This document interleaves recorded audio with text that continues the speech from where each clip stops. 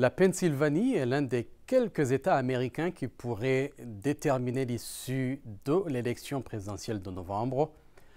Dans l'élément qui va suivre, Scott Stearns de la VOA examine ce que font Joe Biden et Donald Trump pour gagner dans cet État clé.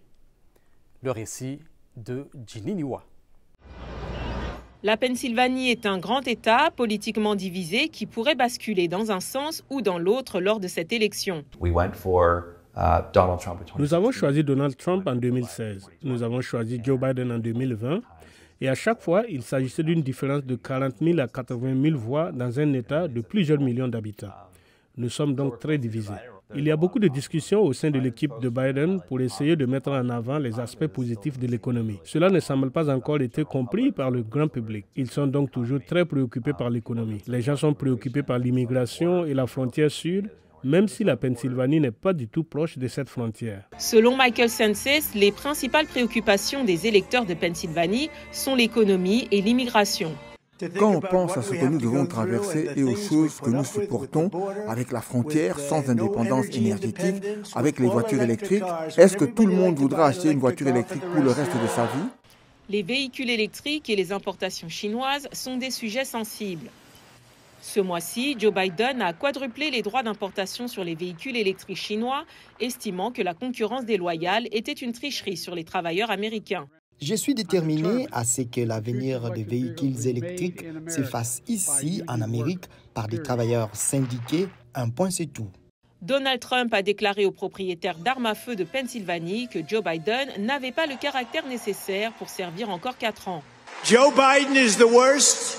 Joe Biden est le pire, le plus incompétent et le plus corrompu des présidents de l'histoire de notre pays. Joe Biden a grandi à Scranton, en Pennsylvanie, et fait campagne sur ses racines ouvrières locales, dépeignant Donald Trump comme quelqu'un qui, selon lui, s'incline devant les milliardaires. Nous connaissions tous des gars comme ça dans notre enfance. Ma vision de l'Amérique est celle de l'espoir et de l'opportunité. Le point de vue des Scranton, des Américains de la classe ouvrière comme vous. La colistière de Joe Biden et vice-présidente Kamala Harris a fait campagne en Pennsylvanie cette semaine, sa 4e visite de l'année. Nous croyons en la promesse de l'Amérique, une promesse de liberté, d'équité, d'opportunité et de justice, pas seulement pour certains, mais pour tous. Elle a déclaré que les électeurs de Pennsylvanie ne devaient pas être induits en erreur par Trump et ses alliés.